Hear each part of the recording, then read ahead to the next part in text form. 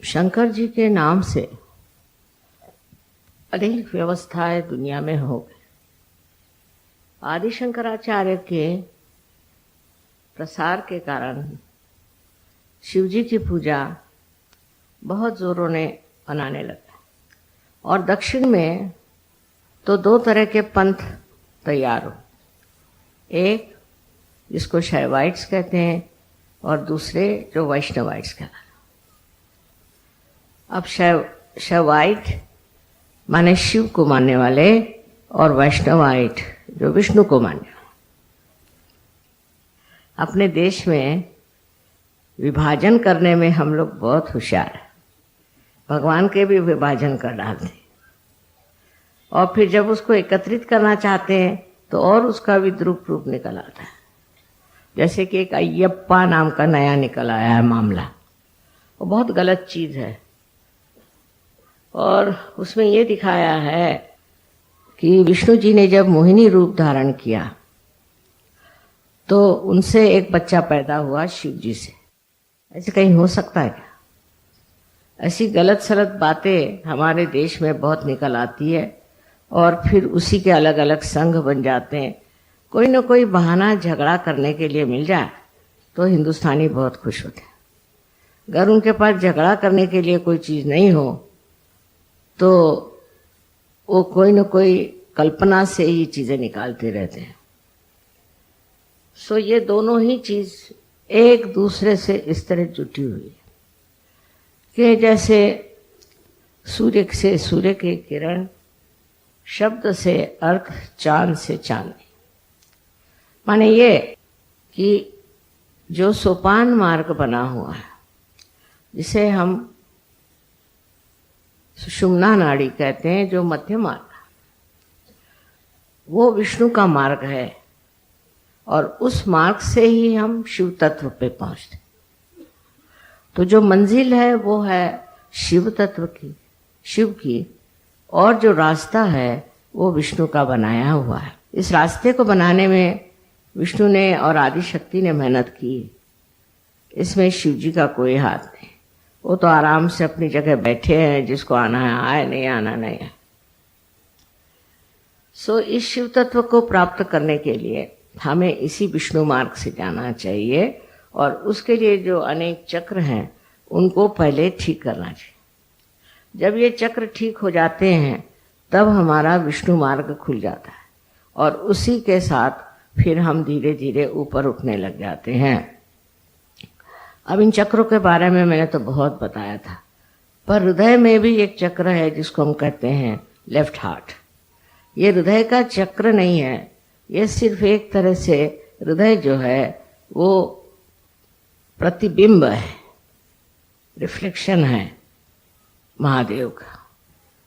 शिव जी का स्थान तो सर से ऊपर है, बुद्धि से ऊपर, विचारों से ऊपर। ऐसे तत्व को प्राप्त करने के लिए सबसे पहले हमें इधर ध्यान देना चाहिए कि हमारा हृदय कितना साफ है। हृदय के अंदर हम अनेक तरह की गंदगी को पालते हैं। जैसे कि हम किसी से ईर्ष्या करते हैं। ईर्ष्या करना जैसे कि किसी ने आपके साथ दुष्टता भी की हो, आपको सताया भी हो, परेशान किया हो, लेकिन उससे ईर्ष्या करने से कोई फायदा नहीं। आपका हृदय अगर स्वच्छ है तो आपका जो आईना है जिसमें परमात्मा का प्रतिबिंब पड़ने वाला है वो साफ रहेगा। लेकिन आपके अंदर अगर ईर्ष्या हो तो वो साफ नहीं रह सकता और उसका प्रतिबिंब ठीक नहीं हो सकता। किसी से भी दुश्मनी मोल लेना, किसी के प्रति भी कुछ किसी तरह का हृदय में किलमिश रखना या बुरी भावना रखना, ये गलत बात है। इसीलिए ईसा मसीह ने कहा है कि सबको माफ करो। माफ करना अत्यावश्यक है और उनसे पहले भी और बाद में भी अनेक साधु संतों ने यही बात कही कि सबको माफ कर दो। जैसे ही आप माफ कर देते हैं वैसे ही महादेव ऐसी चीजों को अपने हाथ में ले लेते हैं। सबसे जो सूक्ष्म शक्ति है वो महादेव की शक्ति, और वो उसको फिर पूरी तरह से दंडित करते हैं, उसको पूरी तरह से पनिश करते हैं। ये महादेव जी का कार्य है, आपका नहीं। और इसलिए आप ईर्ष्या किसी से करना बहुत बुरी बात। पर सहयोग में भी मैं देखती हूँ कि ईर्ष्या बहुत है। सहयोगियों को एक दूसरे से ईर्ष्या हो जाएगी। अब किसी को ट्रस्टी बना दिया, दूसरे को नहीं बनाया, तो इसको ईर्ष्या हो जाए। उसमें ट्रस्टी वस्टी में कुछ राम नहीं है, तो आप लोग जानते हैं सब झूठी बातें। माने ये ढकोसला बनाया हुआ है, एक माया जाल फैलाया हुआ है, पर उसमें भी लोगों का दिमाग खराब हो जाता है। और दिमाग किसी का खराब होता है और दिल किसी का खराब होता है। अब मैं क्या करूं, मेरी खुद समझ नहीं आता है कि इतना बड़ा कार्य इतने देशों में चल रहा है, तो कोई न कोई एक आदमी से ही तो संबंधित हो सकते हैं। हालांकि अब धीरे धीरे मामले साफ हो रहे हैं, पर तो भी आपको हैरानी होगी कि अब भी इसकी बड़ी चर्चा होती है, कौन लीडर है, कौन क्या। दूसरी बात, हमारे लिए, एक हिंदुस्तानियों के लिए एक वरदान को कि ईर्ष्या जो है वो पैसों के मामले में हो जाती है। सहयोग में भी पैसों के मामले में बड़ी ईर्ष्या है। किसी के पास ज्यादा पैसा है, किसी के पास कम पैसा है। और सहयोग के कार्य करते वक्त भी लोग देखते हैं कि कितना पैसा किसको मिलता है, कौन कितना पैसा देता है। जिसका हृदय पैसे में उलझ गया वो सहयोग के काम के आदमी नहीं, क्योंकि उनके हृदय पे जड़वाद, मटेरियलिज्म छाया हुआ। किसी भी तरह के जड़वाद से अगर आप ग्रसित हैं तो आपका उद्धार होना बड़ा कठिन है। ये अपने देश की विशेषता है, परदेश में इतना नहीं देखा मैंने, पर यहाँ इसकी विशेषता है। सबसे हम सोचेंगे कि रशिया में और ईस्टर्न ब्लॉक में पैसा कम है, पर उनको बिल्कुल परवाह नहीं है, वो पैसे की बात ही नहीं सोचते। का हृदय इतना स्वच्छ है, इतना स्वच्छ हृदय है, और बड़े स्वच्छ हृदय से ही भक्ति हो सकती। हम लोग तो जब प्रार्थना करते हैं तभी हाथ पैर धोते हैं, नहाते हैं, पर हृदय का स्नान हो करके अगर हम प्रभु से ये कहें कि हमारे अंदर की ये जो गंदगियां हैं इसको तुम हटाओ और हमें स्वच्छ करो, तो ज्यादा अच्छा होगा। तीसरी बात जो हमारे यहाँ अंदर है, जो षड रिपु जिसे कहते हैं, क्रोध को कृष्ण ने बहुत जोर दिया है कि क्रोध सबसे खराब चीज, क्रोध से ही सब चीज आती है। एक बार आदमी क्रोध करता है, फिर उसको सम्मोह हो जाता है। वो फिर सोचता है कि मैंने क्यों कहा, नहीं कहना चाहिए था, ये नहीं वो नहीं, पर वो आपे में नहीं रहता। जब उसे क्रोध आता है, क्रोध में वो आपे में नहीं रहता, आपे से बाहर हो जाता है। और जो मुंह में आए सो बकता है, उसका कोई अर्थ नहीं, या इतने दिन की जो मैल अपने हृदय में समाई हुई है वो उसके मुख से निकलती है। इस क्रोध को बचाना चाहिए। ये किस लिए क्रोध आता है, इधर गर्चित्त दिया जाए कि हम क्यों क्रोध करते हैं। फिर कुछ लोग हैं वो व्यक्ति मात्र से करते हैं, कोई एक समाज मात्र से करता है। इस तरह से अनेक तरह से लोग क्रोध को करते हैं। ये क्रोध हमें अंदर क्यों आता है, किस लिए हम क्रोधित होते हैं, ये सोचना चाहिए। बहुत से लोगों ने मुझसे कहा कि माँ अगर आपके खिलाफ कोई कहता है तो हमें बड़ा क्रोध आता है। मुझे तो हंसी आती, अगर कोई मेरे विरोध में कहता तो सच कहती हूँ मुझे हंसी आती, क्योंकि इसमें कोई अर्थ ही नहीं मेरे विरोध में कहने की। ऐसी कौन सी बात है, मैं तो प्यार करने जा रहे हैं और मेरे विरोध में बोल रहे हैं, तो अब करे क्या। पर किसी किसी की बुद्धि टेढ़ी होती है तो उस पर दया करनी चाहिए। उसको सोचना चाहिए कि इतना महामूर्ख है ये। जो आदमी क्रोध में उतर जाता है उसके तरफ दृष्टि जो है वो अत्यंत शालीन होनी चाहिए, जिससे उसका भी क्रोध ठंडा हो सकता है। अपने देश में क्रोध करने वाले अनेक तरह के लोग हैं, उसकी संस्थाएं हैं जो सिर्फ क्रोध से इसको मार, उसको मार, इसको पीट, उसके पीट, और फिर सामाजिक तौर पर भी ये चीज बनती जा रही है। ये बड़ी भयानक चीज है, लोगों को मारना, पीटना, फिर उसके दंड पर एक कोई सेना तैयार करना या कोई मारने पीटने वाली चीज तैयार करना, ये बड़ी भयानक है। हालांकि अगर अपने संरक्षण के लिए कोई आदमी ऐसी चीज रखता है तो उसमें इतना हर्ज नहीं, पर तो भी अगर वो परमात्मा का भक्त है तो उसको कोई जरूरत नहीं। ऐसा आदमी हमेशा संरक्षित है, जिसको अंदर श्री महादेव का वास है। उनको कौन हाथ लगा सकता है, उनको कौन नष्ट कर सकता है। कुछ भी करो, कितना भी उनको सताओ, तो भी वो इंसान नष्ट नहीं हो सकता। लेकिन जो उनको सताएंगे वही नष्ट हो जाएंगे। जब इस बात का पूर्ण विश्वास आपके अंदर हो जाए कि जो आपको सता रहे हैं वही नष्ट हो जाएंगे, अपना दिल, अपना हृदय आप एकदम स्वच्छ रखें। स्वच्छ हृदय में ही ये कार्य हो सकता है, क्योंकि शिव का स्थान हमारे अंदर प्रतिबिंब रूप है, और जो आईना स्वच्छ होता है उसी में उसका प्रतिबिंब पड़ता है। शिव जी का क्रोध एक ही बार होने वाला है, और होता है एक बार, ऐसा लोग कहते हैं, पर मैंने अनेक बार उनको क्रोधित होते देखा, क्योंकि उनका अधिकार है, उनका अधिकार है क्रोध करने का। अगर कोई आदिशक्ति के विरोध में कार्य करता है तो शिव जी का हाथ बड़ा लंबा है, कुछ भी करो वो मानते नहीं, वो ठिकाना ही कर देते हैं, क्योंकि वो जानते हैं कि आदिशक्ति जो है वो तो कुछ नहीं करेगी, वो तो किसी को दंडित नहीं करेगी, वो सबको माफ कर देगी। तब उनका हाथ इतना लंबा है कि जिसकी कोई हद नहीं, और जब वो हाथ चलता है तो फिर कोई नहीं रोक सकता। उनसे आगे कौन बोले, उनके आगे भी मर्यादाएं हैं जिसको आप उठा नहीं सकते, बढ़ा नहीं सकते।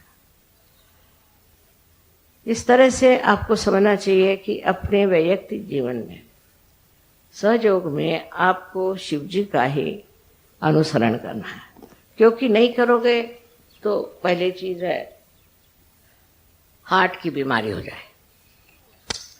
ये पहली चीज है, हार्ट की बीमारी हो जाए।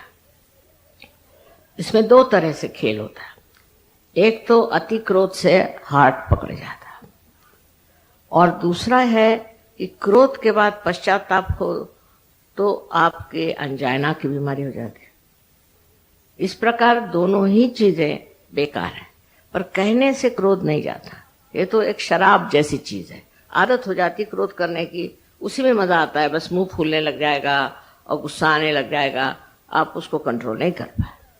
तो मैंने ये सोचा कि अगर शीशे के सामने बैठ के आप क्रोध करें अपने ऊपर, अपने को दो चार सुनाएं, और शीशे के सामने बैठ के ये कहें कि मेरे जैसा महामूर्ख कोई नहीं, तब ये क्रोध शायद ठंडा हो गया। ये भी मैं शायद ही कह रही हूँ, क्योंकि कभी कभी ये समस्याएं इतनी उलझी होती हैं कि उसको सुलझाना बहुत मुश्किल है। आगे चल के देखा गया है कि जितना हम किसी चीज ध्यान देते हैं और उस चीज के ऊपर हम जिसको कहते हैं रिएक्ट करते हैं, किसी ने कुछ कहा फौरन रिएक्शन होगा। ये प्रथा ज्यादा विदेश में है। जैसे अब ये कारपेट बिछा, फौरन कह देंगे कि आई don't like it, I like it. ये कौन होते हैं आप कहने वाले? हर एक चीज को आजकल की फैशन है, I like it, I don't like it. हर एक आदमी जैसे कोई बड़ा भारी चिकित्सक है जो कहेगा कि मुझे पसंद है, मुझे पसंद है। ये कहना ही नहीं चाहिए, ये कहना ही आपके आज्ञा का लक्षण है कि आप अपने को समझते क्या है कि आप उसको कहते हैं ये मुझे पसंद है, ये मुझे पसंद है। कोई भी चीज को पसंद नापसंद करने का आपको कोई अधिकार नहीं। किसी बेचारे ने बढ़िया तरीके से, समझ लीजिए आपके लिए फूल दिया, तो आप कहेंगे साहब मुझे ये फूल पसंद है। उसके पीछे छिपी हुई उसकी भावना को आप इसलिए नहीं समझ पाते कि आपके अंदर शिव तत्व नहीं। एक छोटी सी भी चीज हो, अगर किसी ने गरीब ने आपको दी है तो उसको आप अगर उसकी भावना को पीछे समझ नहीं पाते, किस प्रेम से वो चीज लाए। इसके लिए हमारे यहाँ सुदामा का उदाहरण दिखाया गया है कि वो एक कुरमुरे लेके पहुंचे थे उनके पास में, और उनका कितना मान श्री कृष्ण ने किया। कोई चीज जो प्रेम भाव से देते हैं वो ऐसा ही है जैसे कि एक शीशे को आप पारस पीछे से लगा दीजिए, चमक जाता है। ऐसे ही चीज है, अगर आपके अंदर भावना बहुत सुंदर हो, अच्छी हो, पर पैसा नहीं हो, तो आप कोई छोटी सी चीज भी उनको लेकर दे दें तो दूसरे को सोचना चाहिए, आहा क्या बढ़िया चीज। किंतु इस भावना से मनुष्य के अंदर एक सूक्ष्म दृष्टि प्राप्त होती है, जिसको कहना चाहिए कलात्मक, जिसमें कला का प्रादुर्भाव होता है, से कला दिखाई देती है। तो आप समझते हैं कितनी कलात्मक चीज है। ये कला है प्रेम की कला, ये प्रेम की कला है। इस कला से आप देख सकते हैं कि इस मनुष्य में कितना प्यार है, कितना मोहब्बती है, कितना प्रेम करने वाला है, कितना सज्जन है, कितना अच्छा है। जब आप ये चीज देखना शुरू करेंगे तब आपकी नजर अपने ऊपर जाएगी और आप ये सोचेंगे कि मैं क्या हूं, मुझ में इतना प्यार है, मुझ में ये सज्जनता है, मुझ में ये अच्छाइयां हैं कि मैं ऊपरी जबानी जमा खर्च करता हूं और लोगों को भुलावे में डालता हूं। वास्तविकता हम अपने ही को भुलावे में डालते हैं। जब हम गलत काम कर रहे हैं, गलत तरीके से रह रहे हैं, जब हमारे जीवन में पूरी तरह की गलत गलत धारणाएं बनी हुई हैं, तो हम किसी को भी सुख नहीं दे सकते और अपने को तो बिल्कुल ही नहीं दे सकते। इसलिए स्वार्थ के दृष्टि से भी, स्वार्थ शब्द बड़ा सुंदर है, स्व का अर्थ जानना चाहिए। स्व माने आत्मा, उसका आप अर्थ जाने। अर्थ जानने के लिए शिव जी की पूजा लोग करते हैं, पर मैंने देखा कि शिव जी की पूजा करने वाले लोग बड़े गुस्से वाले, बड़े क्रोधी, बड़े कंजूस और न जाने क्या क्या होते हैं। शिव जी जैसे दाता कोई नहीं, शिव जी जैसे प्रेम करने वाले, जो ये प्यार का स्रोत है, जो आज बह रहा है, ये शिव जी के चरणों की लीला है। उन्हीं के वजह से ये कार्य हो रहा है कि मनुष्य प्यार में डूबा जा रहा है। सहयोग के बाद, सहयोग के बाद जब आप की स्थिति वो हो जाती है, तो आप जीवात्मा कहना चाहिए, या आपके अटेंशन जो है, चित्त जो है, वो शिव जी के चरणों में लीन हो जाता है। और शिव जी के चरणों में लीन होते ही क्या होता है कि आपके अंदर जो पंचतत्व के गुण हैं वो भी बिल्कुल सूक्ष्म हो जा रहे हैं। मैंने आप लोगों से पहले 4 तत्वों के बारे में बताया था, पर 5वां तत्व जिसे कि ईथर कहते हैं अंग्रेजी में, उसके बारे में नहीं बताया। अपने आकाश कहते हैं। आकाश तत्व का यह है कि जब मनुष्य सूक्ष्म स्थिति में जाता है तो उस सूक्ष्म आकाश को भी प्राप्त करता है। वो आकाश जो कि ईथर को चला, उस आकाश को चलायमान भी करने की जरूरत है। अगर किसी को कोई तकलीफ होती है, कोई परेशानी होती है, तो वो सब जगह व्याप्त है। हर जगह वो आकाश तत्व जो है, तत्व मैं कह रही हूँ, व्याप्त है। फौरन आपका असर वहां पहुंच जाता है जहां जरूरत होती है। बड़े कमाल की बात है, पर होता है और हुआ है, और इसी को लोग चमत्कार कहें, पर ऐसी बात नहीं है। सहयोग में अगर आप शिव तत्व में जागृत हो जाए तो आपके अंदर के जितने सूक्ष्मतर कहना चाहिए, जो भाव हैं और जो स्थिति है, वो जागृत हो जाती है। इसलिए चाहिए कि हम लोग पहले अपने दिल को साफ करें। अब दिल के साफ करने में मैंने आपसे 3 रिपुओं की बात करी। अब चौथा रिपु जो हमारे अंदर है वो है मद। मद माने घमंड। जब औरतों में घमंड आ जाता है तो वो आदमियों की चाल चलती है, फिर वो औरतों जैसे नहीं चल सकते। घमंड, हम माने बहुत, हम कोई विशेष, हमारी कुछ तो भी ज्यादा, या तो पैसे वालों की लड़की है, या सुंदर है, या सुशिक्षित है, या चाहे जिसकी भी बात, किसी भी बात से अगर घमंड आ जाए तो आदमी, औरत जो है वो आदमी जैसे चलने लगे। और जब आदमी को घमंड आता है तो औरतों जैसे चलने लगता। माने बनता ठनता है बहुत, शीशे के सामने घंटों बैठता है, बाल बनाता है, ये करता है वो करता है, सब औरतों के धंधे करता है। बनना ठनना औरतों का काम है। चलते वक्त भी सीधे नहीं चलता, एक विशेष रूप से चलता है। अगर पीछे से देखो तो लगे कोई औरत चली जा रही है मर्दाना कपड़ा पहन। जब आदमी के अंदर ये चढ़ जाता है मद, तो कहते हैं ना मद मस्त हुए, तो मद मस्त हुए तो डोलने लग जाते हैं हाथी के जैसे। उनके सारा ही ढंग अलग अलग हो जाता है। वो बात करेंगे तो, बात नहीं करेंगे तो, बैठेंगे तो, हर चीज में ये दिखाई देता है कि इनके कोई ना कोई घमंड है। अब समझ में नहीं आता कि किस चीज का घमंड इनको चढ़ा हुआ है, कौन सी चीज से अपने को विशेष समझ रहा है। ये सारी चीजें तुच्छ, इसका कोई अर्थ ही नहीं है, सहज में इसका कोई अर्थ नहीं। और इसलिए ऐसी चीजों में विश्वास कर लेना कि हम कोई विशेष हैं, तो आप शेष ही रह जाते, विशेष नहीं रह जाते, शेष रह जाते। मतलब यह है कि अपने बारे में कोई सी भी ऐसी कल्पना कर लेना कि हम बड़े रईस हैं या हम बड़े ये हैं। अब तो गरीबों को भी घमंड हो गया, दलितों को भी घमंड हो गया, कुछ समझ नहीं आता, जो भी हो वो हम हैं। इस तरह से लोग बातें करते। आप स्वयं साक्षात क्या है? एक ईश्वर भक्त, परमात्मा को मानने वाले सजुगी। आपको इस तरह से अपने बारे में सोच लेना, आनंद से परे होना, क्योंकि शिव शक्ति जो है वो आनंद विभोर मनुष्य को करती।